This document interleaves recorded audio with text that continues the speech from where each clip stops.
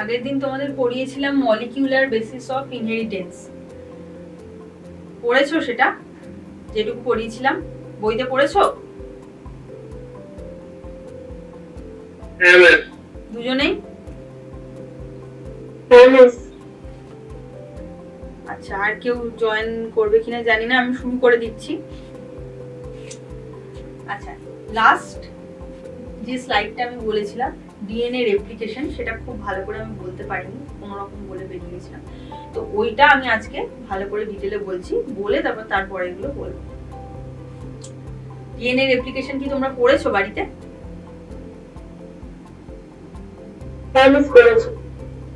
আচ্ছা,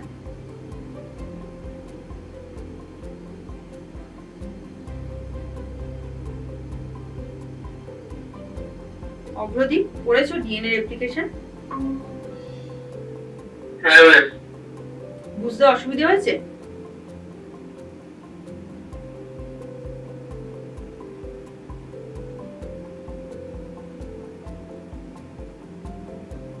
ইন্দ্রাণী, বুঝতে অসুবিধা হয়েছে কোথাও? না মিস, আমি বুঝতে পেরেছি। আচ্ছা, বুঝতে পেরেছো। তুমি আমাকে বলো তো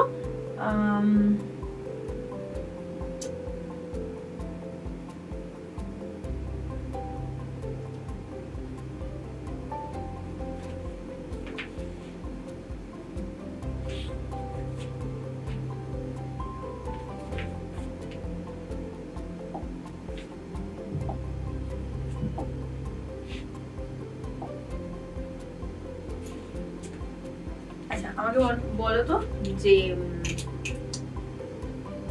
ডিএনএ পলিমারেজ 1 এটার কাজ কি?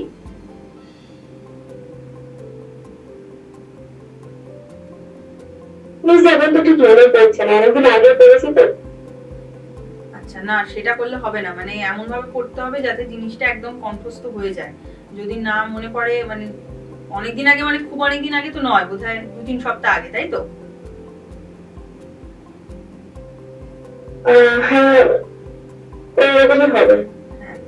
আচ্ছা, এটা আমাকে বলতে পারো কটা ডিএনএ পলিমারেজ থাকে ব্যাকটেরিয়ার ক্ষেত্রে? 3টে। কি কি?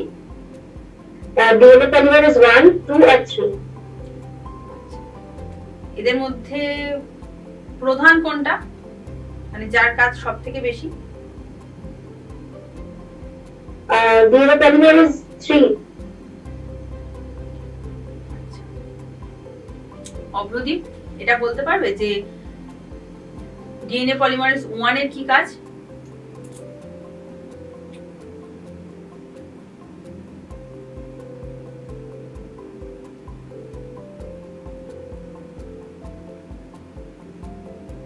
বলতে পারবে? ডিএনএ পলিমারেজ 3 এর কি কাজ?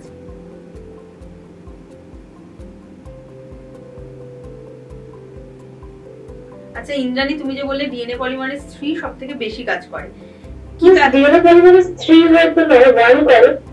1টা বলো কি? আরএনএ প্রাইমার গুলোকে সরিয়ে দেয়, আর মনে হয় ওই যে ল্যাগিং যে ডিএনএ গুলো থাকে, মানে ওখানে ওটাকে গ্যাপটাকে ফিল আপ করে।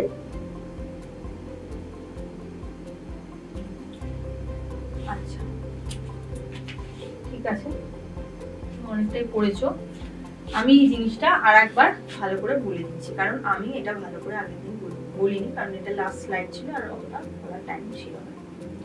দেখো, প্রথমে আমি বলি, প্রথমে আমাকে একটা জিনিস বলতে পারবে, এই যে leading strand and lagging strand, lagging স্ট্র্যান্ডটা কেন ল্যাগিং হয়, মানে কেন ওটা ছোট ছোট খণ্ডে বিভক্ত হয়ে তৈরি হয়, কেন ওটা কন্টিনিউয়াস হয় না, মানে ল্যাগিং স্ট্র্যান্ড কেন ডিসকন্টিনিউয়াস, কেন সেটা কন্টিনিউয়াস নয়, এটা আমাকে বলতে পারবে তোমরা? হ্যাঁ মিস, বলছি। কেননা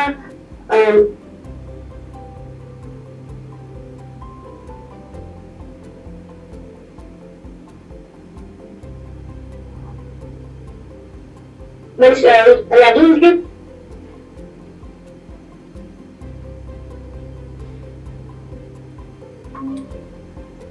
বলো। আমি শুনতে পেয়েছিলেন না, আবার বল। তুমি লেফট হয়ে গেছিলে। আচ্ছা, তো ওই হ্যাঁ, ল্যাগিং স্ট্র্যান্ডের যে বিন্যাসটা ওটা 5 প্রাইম থেকে 3 প্রাইম নেওয়া থেকে 3 প্রাইম থেকে 5 প্রাইম থাকে। আর ওটা ওই জন্য সংশ্লেষটা মানে কি হয়, যখন পেঁচিয়ে থাকে, তো এবার যখন রেপ্লিকেশনটা হয় ওই ল্যাগিং স্ট্র্যান্ডের বিন্যাসটা 5 প্রাইম থেকে 3 প্রাইম নেওয়া থেকে 3 প্রাইম থেকে 5 প্রাইমে থাকে। কোনটা, যেটা নতুন তৈরি হচ্ছে যে ছোট ছোট খণ্ডগুলো সেগুলো? না না না, নতুনটা না, আগেরটা যেটা থেকে তৈরি হচ্ছে। না, তুমি উল্টো বলছো, ভালো করে বোঝো ব্যাপারটা।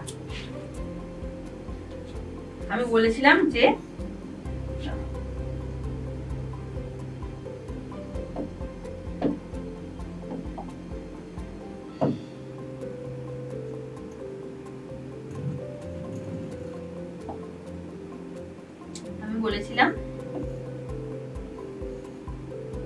এইটাকে বলে রেপ্লিকেশন ফর্ক। এই সেম জিনিসটা উল্টো দিকেও থাকে, এরকম ভাবে ডিএনএটা খুলে যায়। একটা ডিএনএ ঠিক এইভাবে ডিএনএটা খুলে যায়। এর হাফ যদি আমি মাঝখান থেকে কাটি, তাহলে এদিকে একটা রেপ্লিকেশন ফর্ক, এদিকে একটা রেপ্লিকেশন ফর্ক। এবারে এই যে ডিএনএটা খুলেছে, ধরো এটা 5 প্রাইম থেকে 3 প্রাইম ছিল উপরের স্ট্র্যান্ডটা, আর নিচের স্ট্র্যান্ডটা ছিল 3 প্রাইম থেকে 5 প্রাইম। ঠিক আছে, তাহলে আমি যদি এই ফর্কটা ধরি, এই রেপ্লিকেশন ফর্কটা এই দিকটাকে আমি বাদ দিচ্ছি। প্রথমে রেপ্লিকেশন ফর্কটা এই দিকে খুলবে, মানে এই, তার মানে কি, যত এদিকে খুলতে থাকবে তত এদিক থেকে এদিকে ডিএনএ তৈরি হবে, এদিক থেকে এদিকে ডিএনএ তৈরি হবে। এই ডিরেকশনে, এই ডিরেকশনে হবে, এই ডিরেকশনে হবে। কারণ কি, এইটা ক্রমশ খুলতে থাকবে আর এই ডিরেকশনে হবে, আবার এই দিক থেকে ঠিক অপোজিট হবে, এইটা খুলতে থাকবে, এই ডিরেকশনে ডিএনএ তৈরি, মানে নতুন স্ট্র্যান্ড যেটা ডটার স্ট্র্যান্ড সেটা তৈরি হতে থাকবে এদিকে। এই পুরোটাকে বলে রেপ্লিকেশন বাবেল, কারণ এটা বাবেলের মতো খুলে যায়। আর হাফ, দুটো হাফকে বলে রেপ্লিকেশন ফর্ক। এবার দেখো, এইটা বলছি আমি 5 প্রাইম টু 3 প্রাইম, তার মানে এই জায়গাটা 3 প্রাইম, আর এইটা 3 প্রাইম টু 5 প্রাইম, মানে এই জায়গাটা 5 প্রাইম। এই রেপ্লিকেশন ফর্কে একটা ডিএনএ পলিমারেজ যে যখন কাজ করে, সব সময় সে নতুন যে স্ট্র্যান্ডটা তৈরি করে সেটা 5 প্রাইম টু 3 প্রাইম ডিরেকশনে করে। অলওয়েজ নতুন ডিএনএ তৈরি হয় 5 প্রাইম টু 3 প্রাইম ডিরেকশনে। এইটার ক্ষেত্রে 5 প্রাইম টু 3 প্রাইম ডিরেকশনে এই ডিএনএটা তৈরি হবে, তাই তো? তার মানে এটাই হবে, এটাই হবে লিডিং স্ট্র্যান্ড।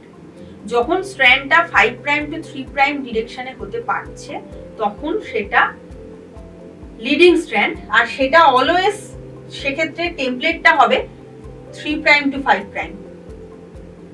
বুঝতে পারছো কি বললাম? তুমি যেটা বললে সেটা উল্টো বলছিলে। আমি যে রেপ্লিকেশন, এই দিকটা আমি বাদ দিয়ে দিচ্ছি। একটা রেপ্লিকেশন ফর্ক যদি আমি দেখি, সেখানে সবসময় লিডিং স্ট্র্যান্ডটা যে টেমপ্লেটে তৈরি হবে সেটা কিন্তু 3 প্রাইম টু 5 প্রাইম ডিরেকশনেই রয়েছে। কারণ কি, তার কমপ্লিমেন্টারিটা 5 প্রাইম টু 3 প্রাইম ডিরেকশনে তৈরি হচ্ছে এবং সেটা কন্টিনিউয়াস হবে। কারণ DNA polymerase 5 prime to 3 prime direction ছাড়া কাজ করতে পারে না। আচ্ছা, এবার তার মানে বুঝতে পারছো যে উল্টো দিকটা হবে ল্যাগিং স্ট্র্যান্ড, যেখানে ছোট ছোট ওকাজাকি ফ্র্যাগমেন্ট তৈরি হয়, ছোট ছোট ওকাজাকি ফ্র্যাগমেন্ট তৈরি হয়। আচ্ছা, এখানে আমি ডিরেকশনটা ভুল দিলাম। তার কারণ ভুল দিলাম এই জন্য যে সবসময় ওকাজাকি ফ্র্যাগমেন্ট যেগুলো তৈরি, যাই হোক না কেন, ওকাজাকি ফ্র্যাগমেন্টই হোক আর কন্টিনিউয়াস স্ট্র্যান্ডই হোক, সবসময় সেটা 5 প্রাইম টু 3 প্রাইমই হবে সব সময়। তো 5 প্রাইম টু এই দিকে হতে গেলে এইগুলো তো অবশ্যই 3 প্রাইম টু 5 প্রাইম, বুঝতেই পারছো, এগুলো সব 3 প্রাইম টু 5 প্রাইম। ছোট এই দিকটা তো 5 প্রাইম হতেই হবে, কারণ এই স্ট্র্যান্ডটা 3 প্রাইম টু 5 প্রাইম, তার মানে এইটা এদিক থেকে 3 প্রাইম টু 5 প্রাইম এই দিক থেকে হবে। বুঝতে পারছো তো কি বলছি দুজনেই? এইটা তার মানে 3 প্রাইম টু 5 প্রাইম হতে হবে, কিন্তু 3 প্রাইম টু 5 প্রাইম কখনো ডিএনএ পলিমারেজ কাজ করতে পারে না। তখন ও ছোট ছোট স্ট্র্যান্ড তৈরি করবে। সেটা কিভাবে করে? আমি তো বলছি যে কাজ করতেই পারে না, তাহলে ছোট ছোট স্ট্র্যান্ড গুলো কিভাবে করে সেটা খুব ভালো করে দেখে নাও। ধরো একটা স্ট্র্যান্ড ছিল যেটা 5 প্রাইম টু 3 প্রাইম। এটার সঙ্গে টেমপ্লেট যে ডিএনএটা তৈরি হবে সেটাকে 3 প্রাইম টু 5 প্রাইম হতে হবে, কিন্তু সেটা কখনোই হতে পারে না। সেক্ষেত্রে এই যে 5 প্রাইম টু 3 প্রাইম স্ট্র্যান্ডটা রয়েছে এই দিকের ডিরেকশনে যেটা রয়েছে, এটা হলো টেমপ্লেট স্ট্র্যান্ড।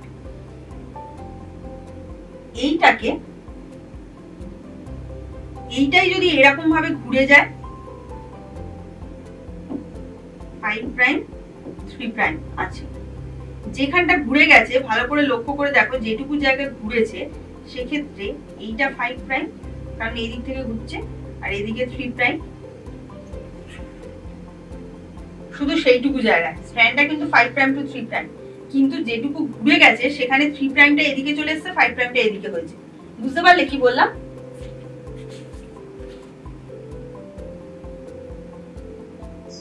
অভ্রদীপ বুঝলে?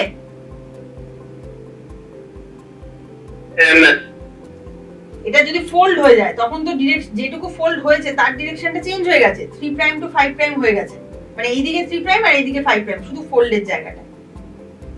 তাহলে ডিএনএ পলিমারেজ কি করে, যখন ওকাজাকি ফ্র্যাগমেন্ট গুলো তৈরি করে তখন ও খানিকটা করে যে স্ট্র্যান্ডের ল্যাগিং স্ট্র্যান্ডটা তৈরি হচ্ছে টেমপ্লেটে, সেই টেমপ্লেটটাকে একটুখানি করে পেঁচায়, আর যেটুকু পেঁচায় সেখানে ও একটা 5 প্রাইম থেকে 3 প্রাইম ডিরেকশনে ছোট্ট একটা খন্ডক তৈরি করে, ওকাজাকি ফ্র্যাগমেন্ট বা ওকাজাকি খন্ডক তৈরি করে। একবার পেঁচালো, একটা ছোট খন্ডক তৈরি হলো, পেঁচটা খুলে গেল। পেঁচটা যখন খুলে গেল আবার এরকম হয়ে গেছে, তখন একটুখানি একটা ছোট খন্ডক তৈরি হয়েছে। এটা তো 5 প্রাইম টু 3 প্রাইমই আছে, আর এটা 3 প্রাইম টু 5 প্রাইম, কারণ এই প্যাচটা যখন খুলে যাবে তখন জিনিসটা বুঝতেই পারছো কি হবে, এর সঙ্গে কিছুটা লেগে রয়েছে, কিছুটা স্ট্র্যান্ড লেগে রয়েছে, সেটা খুলে গেলে এইটা তখন 3 প্রাইম টু 5 প্রাইম, মানে এইটা এদিকে এটা এদিকে হয়ে যাবে।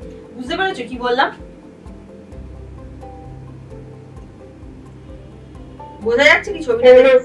হ্যাঁ, তো এইভাবেই ওকাজাকি ফ্র্যাগমেন্ট তৈরি হয়। এইটা যদি মাথায় ঢুকিয়ে নাও তাহলে আর কোনো কনফিউশন হবে না। একটা পয়েন্ট কোনোদিন ভুলবে না, যে সবসময় 5 প্রাইম টু 3 প্রাইম ডিরেকশনেই ডিএনএ পলিমারেজ কাজ করতে করতে যায়, মানে যে নতুন স্ট্র্যান্ড তৈরি হবে সেটা 5 প্রাইম টু 3 প্রাইম ডিরেকশনেই অলওয়েজ হবে, সে ওকাজাকি ফ্র্যাগমেন্ট হোক আর লিডিং স্ট্র্যান্ড হোক। ওকাজাকি যেহেতু ল্যাগিং স্ট্র্যান্ডের ক্ষেত্রে উল্টো দিকের ডিরেকশনে কাজ করা কোনোভাবেই সম্ভব নয়, ও একটুখানি করে মানে সার্কেল তৈরি করে, একটুখানি করে ওটাকে ফোল্ড করে, সেই ফোল্ডিং এর জায়গাটা একটু 5 প্রাইম টু 3 প্রাইম একটা তৈরি হয়, আবার কিছুটা এগিয়ে গিয়ে আবার একটা ফোল্ড করে, তখন আরেকটা এখানে লাইন তৈরি হয়, আরেকটা লাইন তৈরি হয়, এরকম ভাবে লাইনগুলো হতে থাকে। তারপর যখন পিছনের দিকের যে লাইনগুলো, পিছনের দিকের মানে এইগুলো পিছনে হচ্ছে আর এইগুলো সামনের দিকে হচ্ছে, ক্রমশ পিছনের দিকের যে লাইনগুলো সেগুলো এবার জুড়তে থাকে। কিভাবে জুড়তে থাকে না, যখনই ডিএনএ পলিমারেজ 3 অ্যাকচুয়ালি এই কাজগুলো করে, মানে ডিএনএ পলিমারেজ 3 ল্যাগিং স্ট্র্যান্ড হোক বা লিডিং স্ট্র্যান্ড হোক, সেটা ডিএনএ পলিমারেজ 3 তৈরি করে, এর কাজটাই সবথেকে বেশি।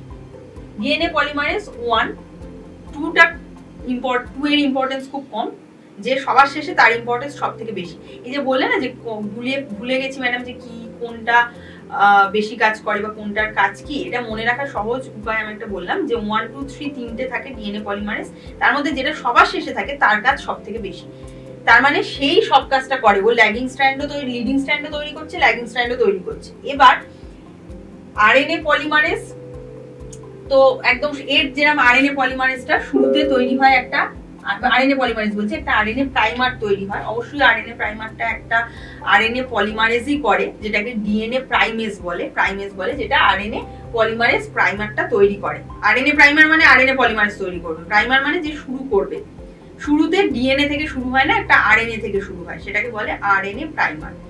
আরএনএ প্রাইমার সবসময় আরএনএ পলিমারেজই তৈরি করবে, কখনো ডিএনএ পলিমারেজ করবে না, ওটা এক ধরনের আরএনএ পলিমারেজ, যে ওটা একদম শুরুতে তৈরি করে, আরএনএ প্রাইমারটা যে তৈরি করে সে আসলে এক ধরনের আরএনএ পলিমারেজ, যেটাকে ডিএনএ প্রাইমেজ বা এরকম বলা হয়। যাই হোক, আর এবার তোমাদের একটা প্রশ্ন আসে, DNA dependent RNA polymerase, RNA dependent DNA polymerase এরকম আসে, তো অ্যাকচুয়ালি পলিমারেজ কথাটা তার ক্ষেত্রে ইউজ হবে যেটা তৈরি হচ্ছে। আরএনএ যদি তৈরি হয় আরএনএ পলিমারেজ, ডিএনএ যদি তৈরি হয় ডিএনএ পলিমারেজ।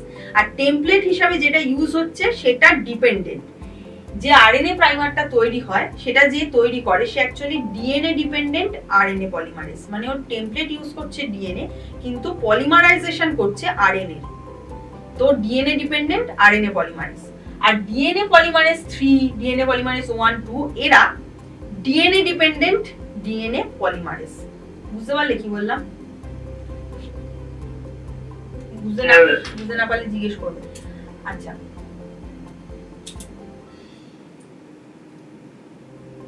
আচ্ছা এবার দেখো, এবার এই যে আমি বললাম যে ওকাজাকি ফ্র্যাগমেন্ট গুলোর মাঝখানে তাহলে অনেকটা করে ডিএনএ বসাতে হবে, কারণ কি ওর প্রত্যেকটা ওকাজাকি ফ্র্যাগমেন্টের শুরুতে একটা করে আরএনএ প্রাইমার তৈরি হয়, যে আরএনএ প্রাইমার গুলোর সঙ্গে একটু করে ফ্র্যাগমেন্ট হয় জোড়ে, আবার একটু আরএনএ প্রাইমার, আবার তার সঙ্গে ফ্র্যাগমেন্ট জোড়ে। এবার এই আরএনএ প্রাইমার গুলো সরিয়ে সেখানে ডিএনএ বসিয়ে ফ্র্যাগমেন্ট গুলোকে তো জুড়তে হবে, সেই কাজটা করে ডিএনএ পলিমারেজ 3। সে ফ্র্যাগমেন্ট গুলো জোড়ে না, সে অ্যাকচুয়ালি ওই জায়গাটা পূরণ করে, জোড়ার কাজটা করে ডিএনএ লাইগেজ। মানে ধরো এরকম একটা স্ট্র্যান্ড রয়েছে, এরকম একটা স্ট্র্যান্ড রয়েছে, এরকম একটা স্ট্র্যান্ড রয়েছে, এগুলো সব ওকাজাকি ফ্র্যাগমেন্ট, এগুলো সব ওকাজাকি ফ্র্যাগমেন্ট। এই আর এখানে রয়েছে ধরো টেমপ্লেটটা। এবার ডিএনএ পলিমারেজ কি করে, ও এইখান থেকে পলিমারাইজেশন করলো,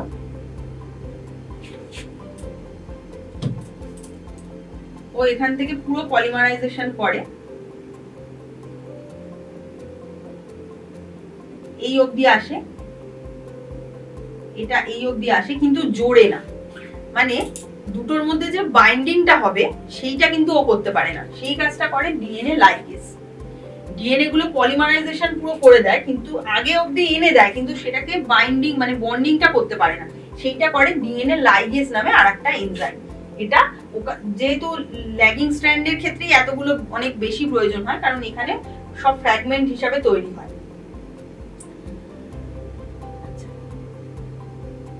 আর এখানে যেটা ইম্পর্টেন্ট বলার সেটা হচ্ছে, যেটা আমি আগের দিন বলেছিলাম, যে দুটো ফর্ক হয় তো একটা রেপ্লিকেশন বাবেল থেকে, উল্টো দিকের ফর্কের ক্ষেত্রে কিন্তু এক্স্যাক্টলি অপোজিট ঘটনা ঘটে। মানে এর যেদিকে লিডিং স্ট্র্যান্ড, একটা বাবেলের দুদিকে দুটো ফর্ক, এই ফর্কের যেদিকে লিডিং স্ট্র্যান্ড ওই ফর্কের সেদিকে ল্যাগিং স্ট্র্যান্ড, আর এর যেদিকে ল্যাগিং সেদিকে এর লিডিং। এটা বুঝতে পেরেছো তো?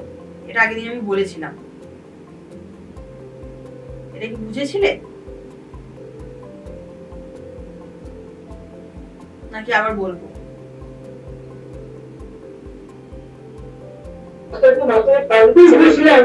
হ্যাঁ কি বলছো? বুঝেছো? আচ্ছা,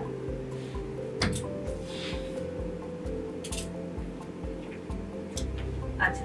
আর এই দুটো প্রোটিনের নাম মেনলি মনে রাখবে, যে এই আর কতগুলো প্রোটিনের নাম বলেছিলাম, মানে এনজাইমের নাম বলেছিলাম বিশেষত, যে ফর্কটাকে খুলে দেয় হেলিকেস। হেলিকেস মানে হেলিক্স ব্রেক করে, যে ডিএনএ হেলিক্স যে ব্রেক করে তার নাম হেলিকেস। ফর্কটাকে খুলে দেয়, আর ডিএনএ গুলোর সঙ্গে ফর্কটা খুলে যাওয়ার পরেও যাতে আবার না জুড়ে যায়, কারণ ওখানে স্ট্রং হাইড্রোজেন বন্ডিং হওয়ার একটা টেন্ডেন্সি থাকে, তো হাইড্রোজেন বন্ড ব্রেক করে ফর্কটাকেও খুলে দেয়, এবং সেক্ষেত্রে হেলিকেস খোলে, এবং যে জায়গাটা খোলে সেখানে single strand binding, single stranded binding protein না, কথাটা সিঙ্গেল স্ট্র্যান্ড বাইন্ডিং প্রোটিন, যাই হোক সিঙ্গেল স্ট্র্যান্ড বাইন্ডিং প্রোটিন ওই জায়গাগুলো অনেকগুলো লেগে যায়। মানে ফর্কটা যেখানে খুলছে, খুলে দিয়েছে হেলিকেস, আর এখানে অনেকগুলো সিঙ্গেল স্ট্র্যান্ড বাইন্ডিং প্রোটিন লেগে যায়, যাতে খোলার পরেও আর কোনোভাবে ওটা আবার জুড়ে যেতে না পারে, ওটাকে আলাদা করে রেখে দেয়।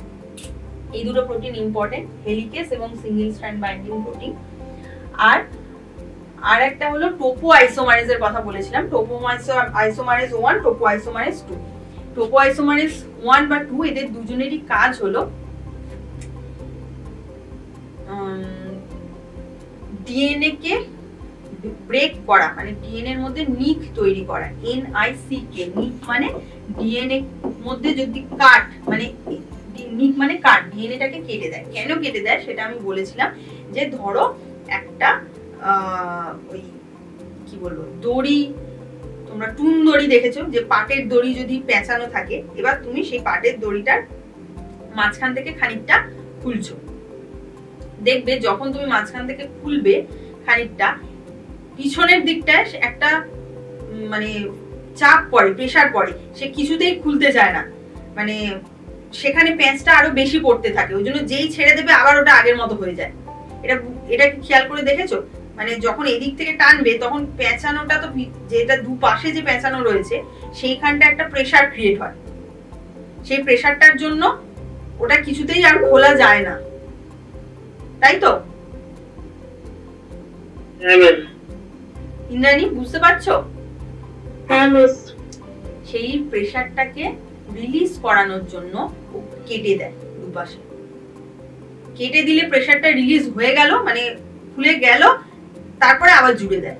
এই কেটে দেওয়ার কাজটা করে টোপোআইসোমারেজ 1, টোপোআইসোমারেজ 2, পরে আবার লাইগেজ জুড়ে দেয়, কিন্তু প্রথমে কেটে দেয় দুপাশ থেকে, যাতে কিনা ওই প্রেসারটা রিলিজ হয়ে যায়, বেরিয়ে যায়।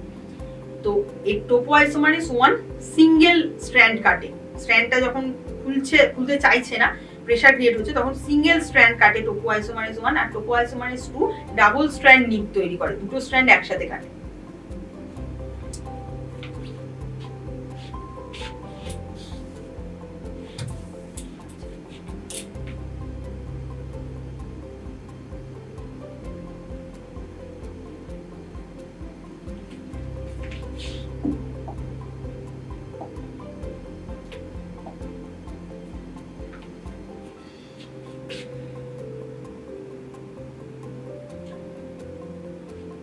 এটা হলো ডিএনএ রেপ্লিকেশন। এবার আমি বলবো ট্রান্সক্রিপশন।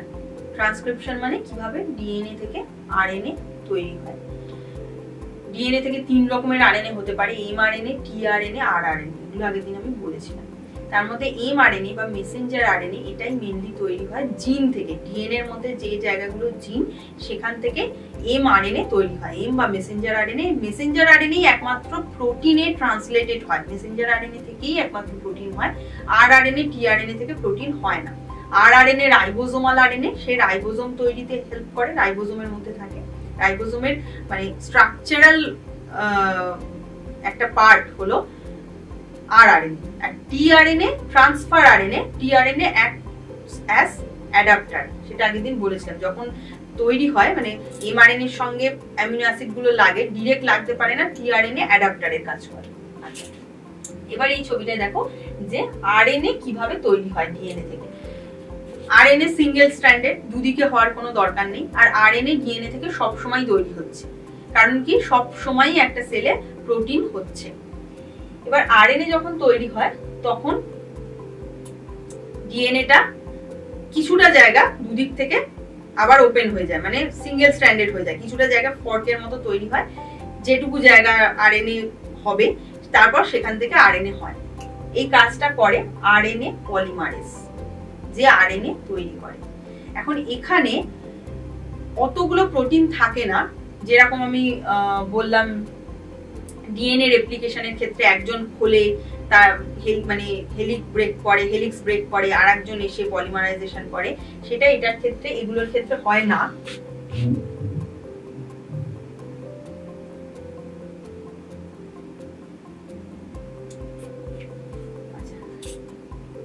এটার ক্ষেত্রে কি হয়, আরএনএ পলিমারেজের দুটো পার্ট থাকে, একটাকে বলে সিগমা ফ্যাক্টর,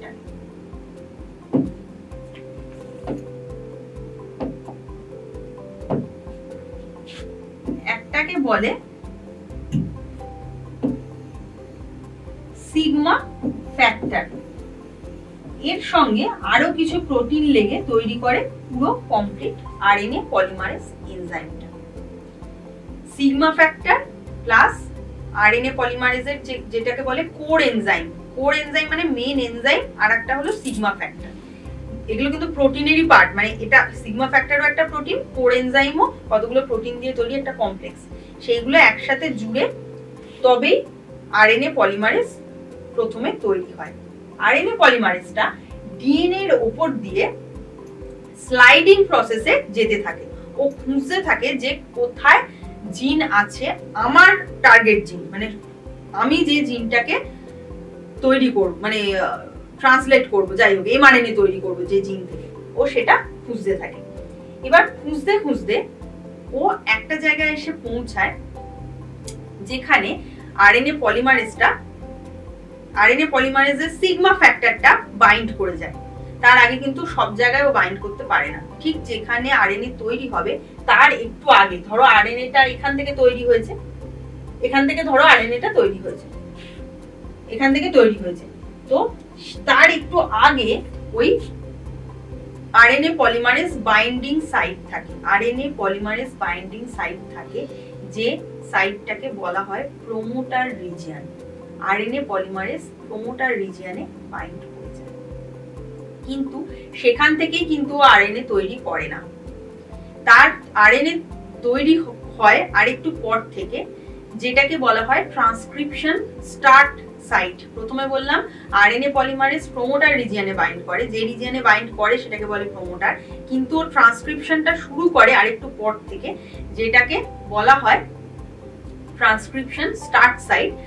সেটা অ্যাকচুয়ালি প্রথমটাকে বলা হয় 0, তারপরে +1 +2 এরকম ভাবে সাইট গুলো বলা হয়, মানে যে নিউক্লিওটাইড গুলো থাকে সেটা ফার্স্ট সাইটটাকে বলা হয় 1, ওইখান থেকে ট্রান্সক্রিপশন শুরু হয়, সেটা হলো ট্রান্সক্রিপশন স্টার্ট সাইট। তার একটু আগে আরএনএ পলিমারেজ বাইন্ড করে প্রোমোটার রিজিয়ন। আচ্ছা, এবার এই যে বলছি প্রোমোটার রিজিয়নে বাইন্ড করে, আরএনএ পলিমারেজ অ্যাকচুয়ালি কোন সিগন্যালটা থেকে ও বাইন্ড করে, মানে কোন সিগন্যালটা চিনে ও ধরে যে এইখানেই আমাকে বাইন্ড করতে হবে, সেটা কি না টাটা এটি, টাটা এটি এইরকম একটা সিকোয়েন্স থাকে ডিএনএ তে। জানোই যে এ T C G A C T, তারপরে টি জি, এরকম পরপর পরপর থাকে। এইভাবেই তো ডিএনএটা লেখা হয়, মানে এগুলো নিউক্লিওটাইড বেস গুলোই, যেহেতু নাইট্রোজেনাস বেস গুলোই ডিফারেন্ট হয়, বাকিগুলো তো সেম। নিউক্লিওটাইডের রাইবোজ সুগার আর ফসফেট সেম, নাইট্রোজেনাস বেস অনুযায়ী নামটা লেখা হয়। আমি বলেছিলাম যে বেস পেয়ার বলা হয়, এইটার সঙ্গে আর একটা করে পেয়ারিং থাকে, টি এর সাথে এ থাকে, সি এর সাথে জি থাকে, জি এর সাথে সি থাকে, এইভাবে পুরো ডিএনএটা থাকে। এটা জানো তো?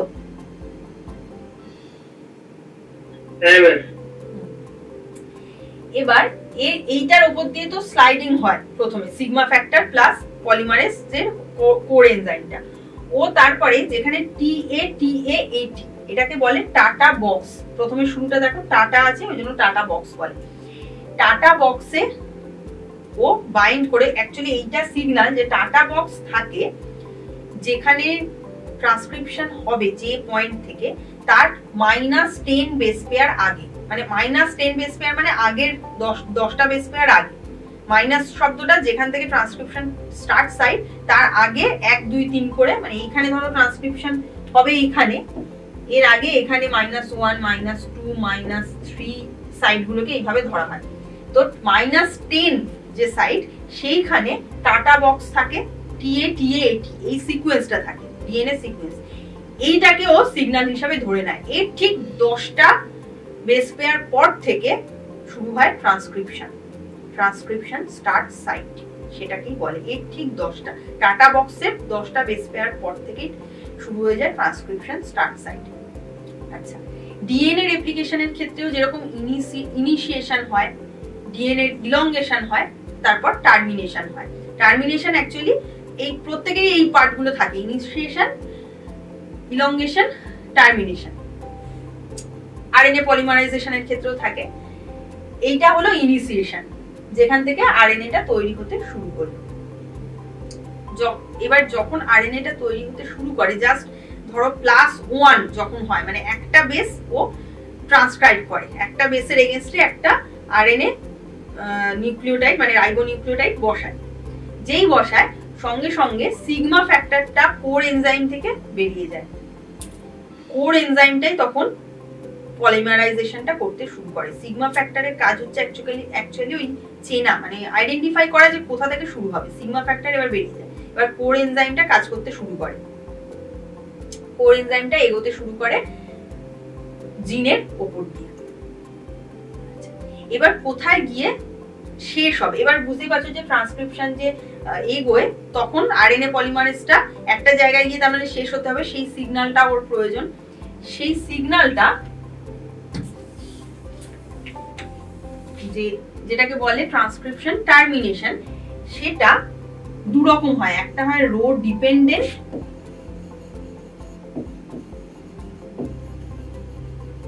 আর একটা হয় রো ইন্ডিপেন্ডেন্ট।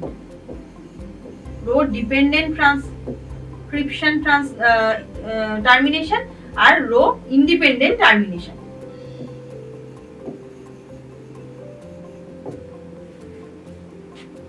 সেটা কিরকম? রো একটা প্রোটিন,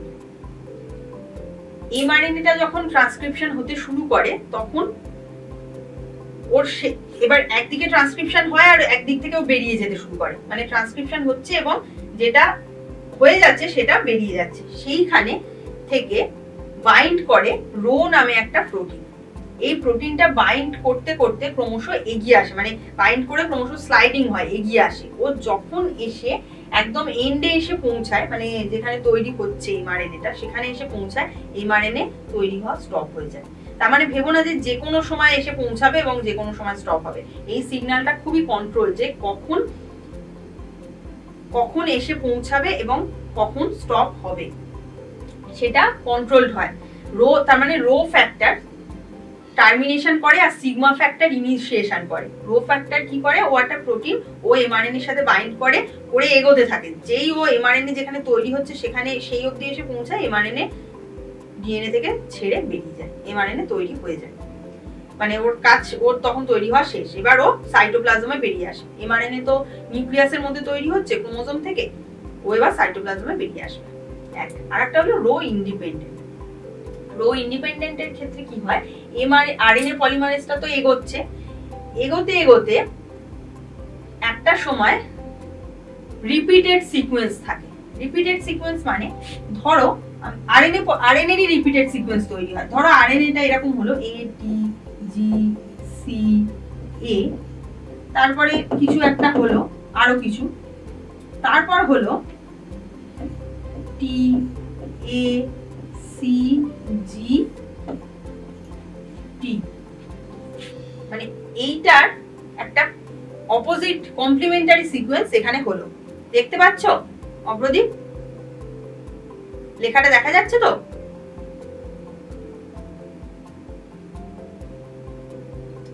অপ্রদীপ শুনতে পাচ্ছ আমার কথা? হ্যাঁ ম্যাম। আচ্ছা, দেখা যাচ্ছে তো লেখাটা? হ্যাঁ ম্যাম দেখা যাচ্ছে। আচ্ছা, ধরো এরকম সিকোয়েন্স হলো যেটা ঠিক এর কমপ্লিমেন্টারি সিকোয়েন্স একটু পরে হলো। এইরকমই হয় অ্যাকচুয়ালি যখন টার্মিনেশন হয়। এবার সেক্ষেত্রে কি হয়? ওইটা ঘুরে গিয়ে আর এমআরএনএটা তো বেরিয়ে যাচ্ছে, এরকম ভাবে বেরিয়ে আসছে, ও না এরকম ভাবে জুড়ে যায় যেখানটা ঠিক কমপ্লিমেন্টারি সিকোয়েন্স হয়। তখন মানে ধরো এরকম একটা লং এমআরএনএ তৈরি হচ্ছে, তো এরকম বেরিয়ে আসছে, আস্তে আস্তে কিছুটা জায়গা ওর নিজের সাথেই নিজে বাইন্ড করে যায়, কারণ এর এই দিকের যেটুকু সিকোয়েন্স তার ঠিক কমপ্লিমেন্টারিটা এইদিকে আছে। ওইটার সঙ্গে হাইড্রোজেন বন্ড করে বাইন্ড করে যায়, একদম ডিএনএ এর মতো খানিকটা জায়গা ডুপ্লেক্স তৈরি হয়ে যায়। বুঝতে পারলে কি বললাম?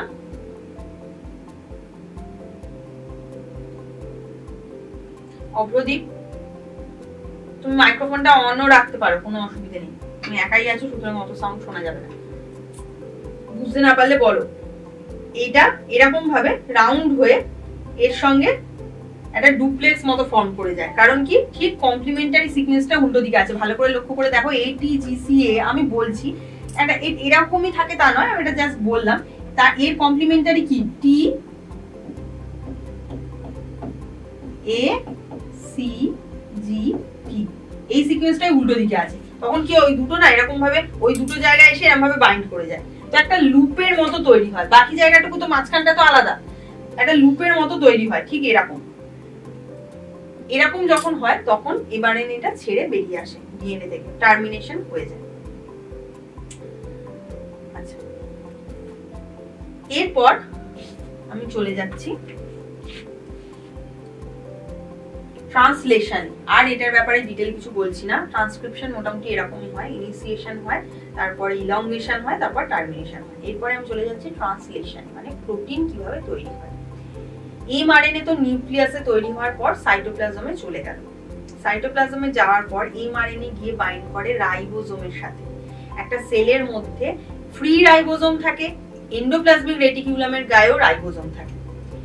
সবসময় যে নিউক্লিয়াস থেকে যে এমআরএনএ বেরিয়ে গেল সে সবসময় ফ্রি রাইবোজোম মানে সাইটোপ্লাজমিক যে ফ্রি রাইবোজোম তার সঙ্গেই গিয়ে বাইন্ড করবে। এবার যে প্রোটিনটা যে এমআরএনএটা বেরিয়ে গেল সে যে প্রোটিন তৈরি করবে সেই প্রোটিনটা যদি হয় সাইটোপ্লাজমিক প্রোটিন মানে তার এন্ডোপ্লাজমিক রেটিকুলামে যাওয়ার কোনো প্রয়োজন নেই, মানে কোনো অর্গানিলসে যাবে না, সেক্ষেত্রে সে সাইটোপ্লাজমেই তৈরি হবে। আর যদি প্রোটিনটা এমন হয় যে এন্ডোপ্লাজমিক রেটিকুলামে আসতেই হবে তখন ও ওই এমআরএনএ এবং রাইবোজোম সমেত এসে এন্ডোপ্লাজমিক রেটিকুলামে বসে। তার মানে বুঝতেই পারছো এন্ডোপ্লাজমিক রেটিকুলামে যে রাইবোজোম গুলো এমনি এমনি লেগে থাকে না, ও এমআরএনএ কে নিয়ে এসেই বসে। যেহেতু সবসময় প্রোটিন তৈরি হচ্ছে ওই জন্য সবসময় এন্ডোপ্লাজমিক রেটিকুলামের গায়ে রাইবোজোম লেগে রয়েছে, কিন্তু এমআরএনএ কখনো এসে এন্ডোপ্লাজমিক রেটিকুলামের গায়ে রাইবোজোমে বাইন্ড করে না, ও সাইটোপ্লাজমের রাইবোজোমে বাইন্ড করে এন্ডোপ্লাজমিক রেটিকুলামে নিয়ে আসে। এমআরএনএ এবং রাইবোজোম সবাই মিলে এসে এন্ডোপ্লাজমিক রেটিকুলামে বসে, নাও বসতে পারে। সাইটোপ্লাজমিক যদি প্রোটিন হয় তাহলে সে সাইটোপ্লাজমের মধ্যেই থাকবে, মানে সেখানেই তৈরি হবে, সেখানেই থেকে যাবে। আচ্ছা এমআরএনএ, আচ্ছা এরপরের ছবিটায় যাই, দাঁড়াও।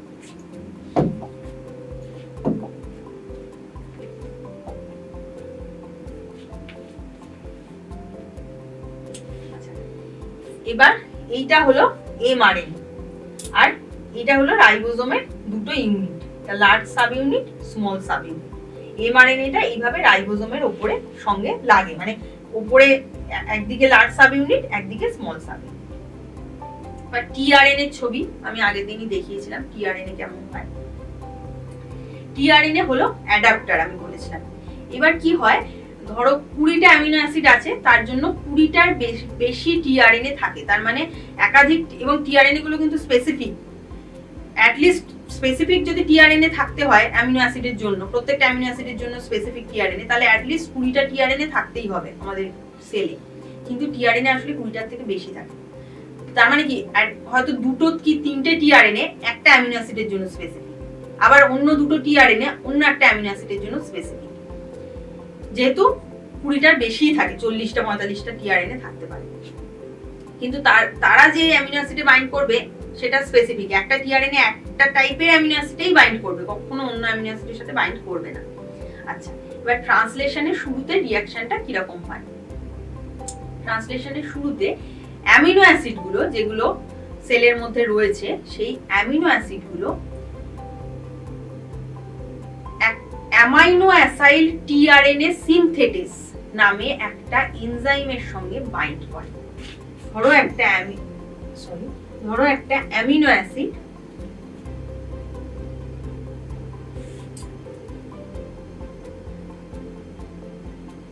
ধরো এগুলো একটা অ্যামিনো অ্যাসিড, হ্যাঁ, এরকম একটা অ্যামিনো অ্যাসিড সাইটোপ্লাজমের মধ্যে অ্যামাইনো অ্যাসাইল টিআরএনএ সিনথেটিস নামে একটা এনজাইম বা উৎসেচক থাকে, তার সঙ্গে বাইন্ড করে, আর বাইন্ড করে এটিপির সাথে। তার মানে একটা কমপ্লেক্স তৈরি হয়, একটা অ্যামিনো অ্যাসিড, একটা অ্যামিনো অ্যাসাইল টিআরএনএ সিনথেটিস উৎসেচক বা এনজাইম, তার সঙ্গে একটা এটিপি। এই কমপ্লেক্সটার সঙ্গে এসে বাইন্ড করে স্পেসিফিক টিআরএনএ। যেই টিআরএনএ বাইন্ড করে এটিপি ব্রেক করে এএমপি হয়ে যায়, এমপি প্লাস 2পিআই এরকম হয়ে যায়। মানে অ্যাকচুয়ালি এই রিঅ্যাকশনটার জন্য এনার্জি লাগে, সেই জন্যই এটিপি ইউজ হয়। তার মানে আলটিমেটলি যে কমপ্লেক্সটা হয় আর ওই এনজাইমটাও বেরিয়ে চলে যায়, আলটিমেটলি যে কমপ্লেক্সটা পড়ে থাকে সেটা হলো অ্যামাইনো অ্যাসিড একটা আর একটা অ্যামাইনো অ্যাসাইল টিআরএনএ, মানে সরি একটা টিআরএনএ আর একটা অ্যামাইনো অ্যাসিড, এই দুটো মিলে যেটা হয় সেটাকে বলে অ্যামাইনো অ্যাসাইল টিআরএনএ। মানে ধরো এইটা একটা টিআরএনএ আর তার সঙ্গে একটা অ্যামিনো অ্যাসিড, এইটাকে মিলে বলা হয় অ্যামাইনো অ্যাসাইল টিআরএনএ। এইটা তৈরি করে অ্যামাইনো অ্যাসাইল টিআরএনএ সিনথেটেজ নামে একটা এনজাইম। শর্টে বলতে গেলে এইটুকু যে অ্যামাইনো অ্যাসাইল টিআরএনএ তৈরি হয় ইলংগেশনের ট্রান্সলেশনের ফার্স্ট স্টেজে অ্যামাইনো অ্যাসাইল টিআরএনএ তৈরি করে অ্যামাইনো অ্যাসাইল টিআরএনএ সিনথেটেজ এই এনজাইমটা। আচ্ছা তৈরি করার পর সে এসে দেখো প্রথম বসে, এখানে অ্যাকচুয়ালি 3টে রিজিয়ন থাকে, একটা হলো পি, এই ছবিটা একটু গন্ডগোল আছে, যাই হোক ঠিক আছে আমি মুখে বলে দিচ্ছি। একটা থাকে পি রিজিয়ন যেখানে পলিপেপটাইডটা তৈরি হচ্ছে, আর একটা থাকে এ রিজিয়ন যেখানে অ্যামাইনো অ্যাসিড, একটা করে অ্যামাইনো অ্যাসিড আর একটা করে টিআরএনএ বসছে, আর একটা থাকে ই রিজিয়ন যেখান থেকে টিআরএনএটা সরে বেরিয়ে যাচ্ছে, টিআরএনএটা একদিক থেকে বেরিয়ে যায়। হ্যাঁ, এবার কি হয়, একটা টিআরএনএ একটা অ্যামিনো অ্যাসিড এসে বসলো, ফার্স্ট যেটা বসলো, তারপরে সে প্লেস, ওইটাই প্রথম কোডন মানে এমআরএনএ এর সঙ্গে কোডন ম্যাচ করে বসে। ও যেই পরের স্টেজে যায়, পরের স্টেপটায় যায়, তখন ওখানে আরেকটা অ্যামাইনো অ্যাসাইড টিআরএনএ বসে, এবং নেক্সট এই টিআরএনএটা থার্ড স্টেজে যেই যায় তখন ওই অ্যামিনো অ্যাসিডের দুটো অ্যামিনো অ্যাসিড পরপর জুড়ে যায় মাঝখানে। এইভাবে টিআরএনএ গুলো ক্রমশ বেরিয়ে আসে এবং বেরিয়ে যায়, আর অ্যামিনো অ্যাসিড চেনটা ক্রমশ উপর দিকে বড় হতে থাকে। এরকম অ্যামিনো অ্যাসিড চেনটা ক্রমশ বড় হতে থাকে, অ্যামাইনো অ্যাসাইড টিআরএনএ থেকে টিআরএনএ গুলো বেরিয়ে যেতে থাকে, অ্যামিনো অ্যাসিড গুলো একে একে অ্যাড হতে হতে ক্রমশ পলিপেপটাইড চেনটা বা প্রোটিন চেনটা ক্রমশ ইলংগেটেড হতে থাকে। বুঝতে পারছো অগ্রদীপ? হ্যাঁ ম্যাম। আচ্ছা, এগুলো আগে পড়েছো? এগুলো পড়া হয়নি তো? ঠিক আছে, ভালো করে শোনো আর বইতে ভালো করে পড়বে। আচ্ছা, এইভাবেই ট্রান্সলেশন হয় প্রোটিন। এখানে কতগুলো পয়েন্ট মনে রাখার, সেটা হলো যে ট্রান্সলেশন শুরু হয়, প্রোটিন ট্রান্সলেশন শুরু হয় এটিজি এই সিকোয়েন্সটা থেকে।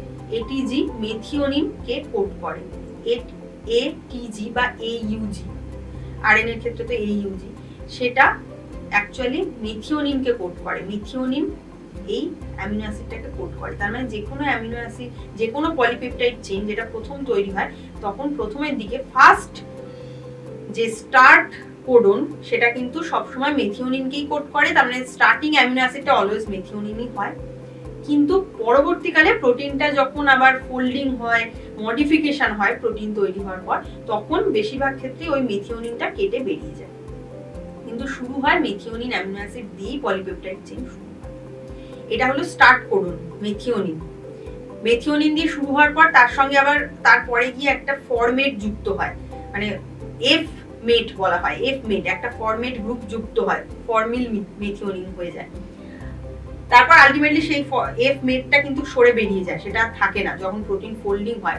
মানে পলিপেপটাইড চেনটা তৈরি হওয়ার পর তো বেরিয়ে গেল, এবার সেটা ফোল্ডিং হবে, মডিফিকেশন হবে, এন্ডোপ্লাজমিক রেটিকুলামেই হোক বা যেখানেই হোক, গলজি অ্যাপারাটাসে হোক, তখন কিন্তু প্রোটিনটা বেরিয়ে যায়, মানে অ্যামিনো অ্যাসিডটা বেরিয়ে যায়। আচ্ছা, এটা হলো স্টার্ট কোডন হলো এটিজি বা এইউজি।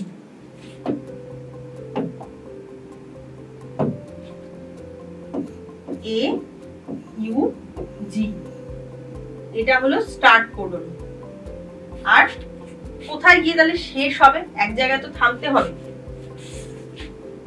এইভাবে কোডন গুলো রিড করতে করতে আর একটা করে পলিপেপটাইড মানে একটা করে অ্যামিনো অ্যাসিড যোগ হতে হতে এক সময় গিয়ে ও স্টপ কোডন পায়। স্টপ কোডন পেলেই ট্রান্সলেশন স্টপ হয়ে যায়, পলিপেপটাইড চেনটা ওখান থেকে কেটে বেরিয়ে যায়। স্টপ কোডন কি, এটা মনে রাখার একটা সহজ উপায় বলছি।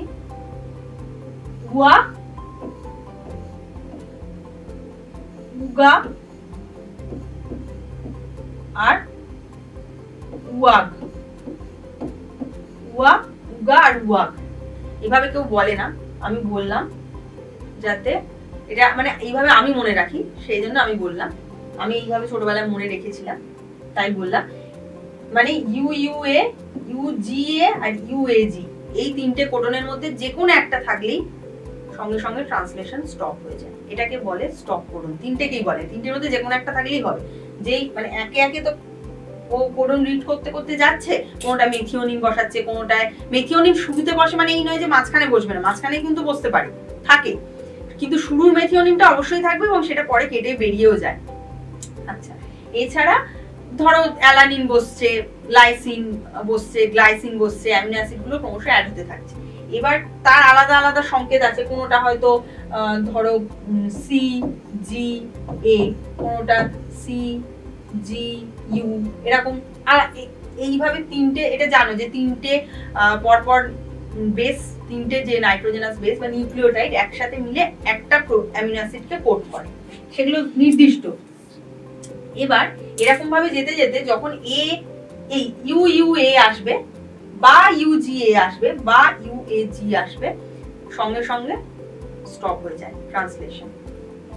আচ্ছা, এইভাবে ট্রান্সলেশনের টার্মিনেশন হয়। ট্রান্সলেশন যখন ইনিশিয়েটেড হয়, সেখানে এই এমআরএনএ, টিআরএনএ, রাইবোজোম এরা ছাড়াও কিছু ইনিশিয়েশন ফ্যাক্টর থাকে, কিছু প্রোটিন যারা ইনিশিয়েট করে, কিছু ইলংগেশন ফ্যাক্টর থাকে যারা ইলংগেশনে হেল্প করে, তারপর টার্মিনেশনটা তো এইভাবে হয়। এবার যেটা বলবো সেটা হলো উবুল হাইপোথেসিস বলে একটা জিনিস হয়, আমি জানি না আগের দিন বলেছিলাম কিনা। উবুল হাইপোথেসিস মানে হলো টিআরএনএ গুলো সঙ্গে, যে টিআরএনএ তো তিনটে এখানে অ্যান্টিকোডন আছে যেগুলো কোডনের সঙ্গে বাইন্ড করছে। এখানে খুব ভালো করে লক্ষ্য করে দেখো, প্রথম দুটো উবুল হাইপোথেসিস বলছে যে তিনটেই কোডনের সঙ্গে অ্যান্টিকোডনের তিনটেই যে কমপ্লিমেন্টারি হতে হবে, মানে ম্যাচ হতে হবে, এরকম কোনো মানে নেই। প্রথম দুটো ম্যাচ হলেই চলবে। থার্ড পজিশনটাকে বলা হয় উবুল পজিশন, যেহেতু মানে সায়েন্টিস্ট উবুল এটা এই কথাটা বলেছিলেন, উনি এটা প্রথম ডিসকভার করেছিলেন, তো সেই জন্য এটাকে বলা হয় উবুল পজিশন। দেখা গেছে যে অ্যান্টিকোডনটা, কোডনের অ্যান্টিকোডন থাকে টিআরএনএ তে, কোডন থাকে এমআরএনএ তে, তো কোডনের সঙ্গে যে ঠিক অপোজিট অ্যান্টিকোডন বসে, মানে এর সঙ্গে ইউ, জি এর সাথে সি, এখানে ইউর সাথে টি রয়েছে কিন্তু সেটা, মানে ইউর সাথে এ রয়েছে কিন্তু সেটা যে সবসময় থাকবে এরকম কোনো মানে নেই। বা এখানে দেখো এই জি এর সাথে সি রয়েছে, এটা থাকলে বাইন্ড করবে, কিন্তু যদি সেটা নাও থাকে, যদি এখানে ইউ না থেকে সি থাকতো, ধরো সি থাকতো, তাহলেও এই বাইন্ডিং হতো। এখানে ইউ না থেকে যদি সি থাকতো তাহলেও কিন্তু এই বাইন্ডিংটা হতো, কারণ এই থার্ড পজিশনটা হলো উবুল পজিশন। সেজন্য অ্যান্টিকোডনের ক্ষেত্রে দুটো ম্যাচ করলেই হয়, তিনটে অনেক সময় ম্যাচ করে না, তাও বাইন্ড করে যায়। প্রথম দুটো বাইন্ড করলেই ওটা মানে স্টেবল হয়ে যায় স্ট্রাকচারটা। এই ব্যাপারটাকে বলে উবুল হাইপোথেসিস।